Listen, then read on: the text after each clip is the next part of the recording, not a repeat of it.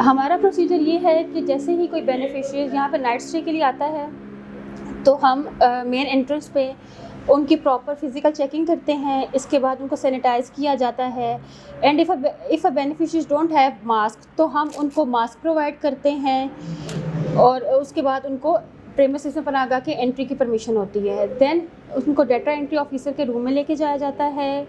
उनका CNIC जो कि वैलिड हो वो चेक किया जाता है, उनका थंब इम्प्रेशन लिया जाता है, उनकी पिक्चर बनाई जाती है और उसको हम जो हमारा डेटाबेस है उसमें एंटर करते हैं। डेटाबेस में एंटर करने के बाद अगर डेटाबेस उसको ओके करता है तो हम उन बेनिफिशरीज़ को एक बेड अलॉट कर देते हैं। बुज़ुर्गों को और बीमार लोगों को थोड़ा सा स्पेशल उनको अकोमोडेट करते हैं पर्सनल कैपेसिटी में।